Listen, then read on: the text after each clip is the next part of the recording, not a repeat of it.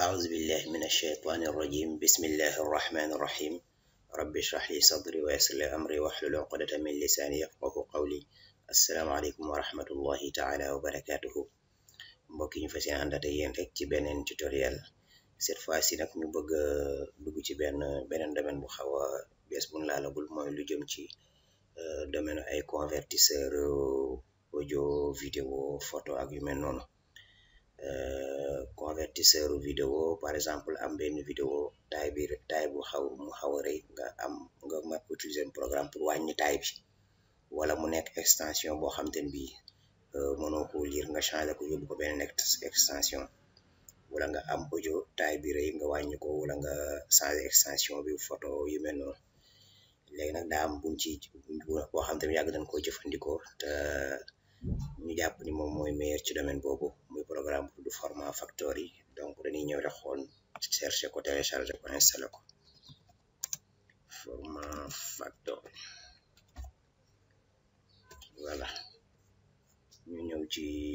club bi mais cette fois ci dañuy ñëw ci site borom ñu télécharger ko foofu télécharger mu ngi toll ci 84 méga ñu xool muy dire ñu déclenché ko téléchargement bi peut-être lu mat 1 minute donc jarul ñuy déconnecté léegi bu pare rek mu jarul ñuy pause enregistrement bi bu pare ñu daal di koy installé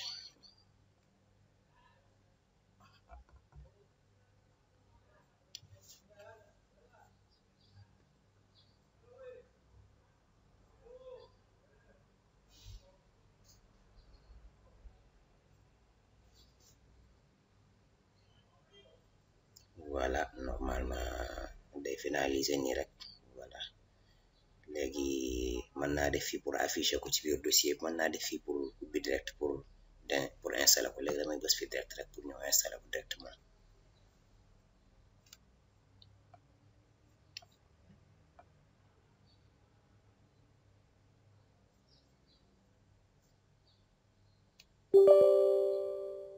voilà yëf wi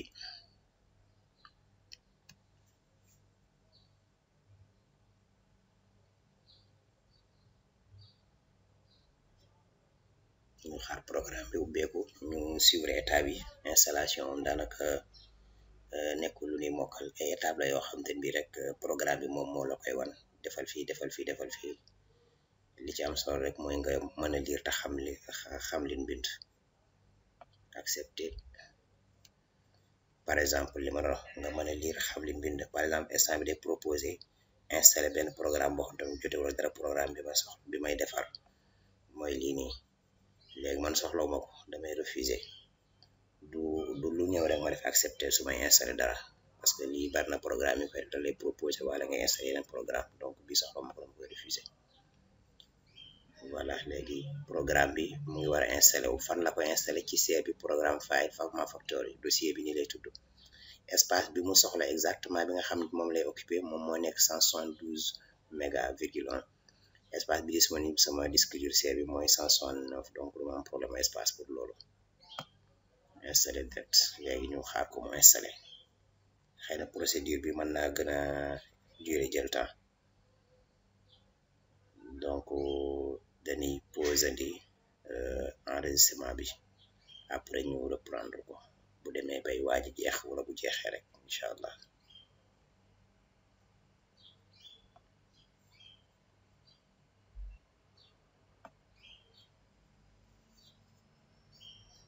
voilà reprendre ko parce que dañoo gis ni du jël temps jarul ñuy poser que kii comme ça ñu gisaale ko procédure bi c'est tellement rapide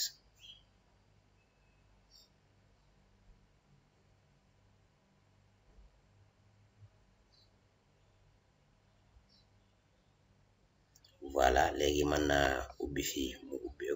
ma bàyyi fii nii run format factory daa def accepter léegi day tëj fenêtre bii nii waaye daal di démarrer programme bi automatiquement mën naa dindi lii daa def accepter boobaa tamit day tëj fenêtre bi waaye du ubbi programme bi léegi nañ ko bàyyi nii ñu gis interface programme bi ni mu mel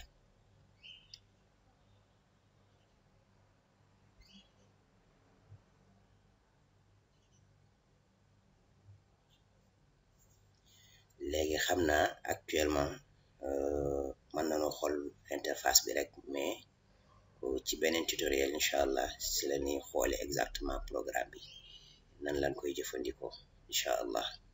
mais pour le moment dañuy xool interface bi rek. moom mu ngi ñëw interface u arabe la ma indil. léegi dinañ kon dañuy ñëw rek après ñu changer langue bi. masna siyaax version 4.5.4.5.0. demander téléchargement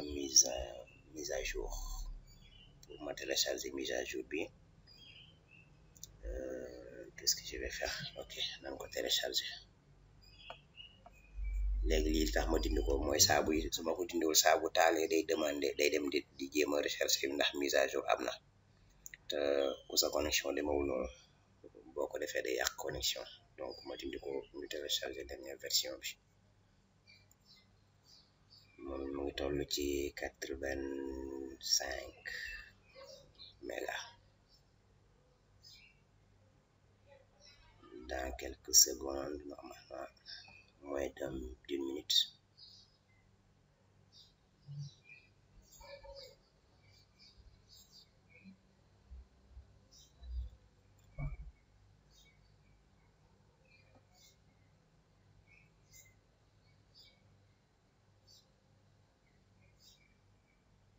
Bon, de toute façon du jar ñu koy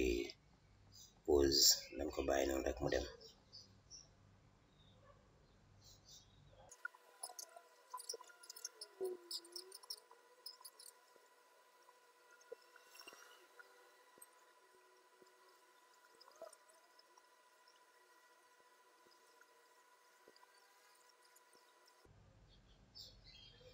voilà téléchargement bi pare na. ñu installé waat ko moom it version kii bi refusé installation.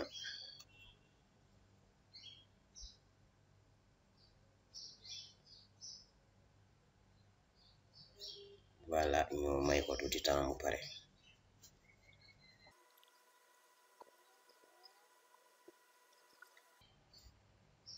ok accepté mu duwaat ko comme ça ñu xool interface bi, changer langue bi, jële ko ci arabe yi bokk ci français bi, ak xool quelques paramètres ci interface bi, daal di yamale foofu vidéo bi, def li ci des ci beneen vidéo incha allah. ok premièrement dañuy ñëw ñu changer langue bi. fii lañ koy changer anglais, select more language, beneen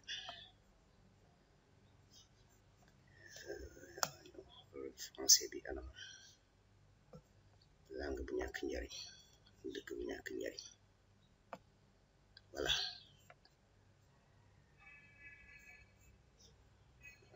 ba léegi am na yu changé gul parce que lii changé wul, xaaral ma tëj ko bu war ko ba xam. format factory voilà léegi loolu changé na. partie bi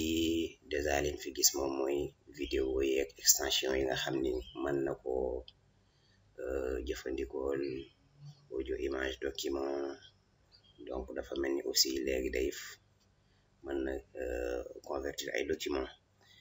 ñoo xool fii ci suuf gis nga fi utiliser le multitâche, maanaam day mën a convertir loo en même temps nga déclencher ay vidéo yu bari wala ay son yu bari mu leen di traité donc en même temps nga xam ne du soxla xaar def benn ba pare doog a jël beneen mais nga xam ne mën na jëlandoo 2 3 4 ça dépend. fii nii après la conversion arrêter le système, lii nii mooy temps bi nga xam ni moom la lay jox diggante bi nga déclencher sa kii bi convertissement programme vidéo wala son wala lu mu ci mën doon, temps bi mu tiré fii la koy jox.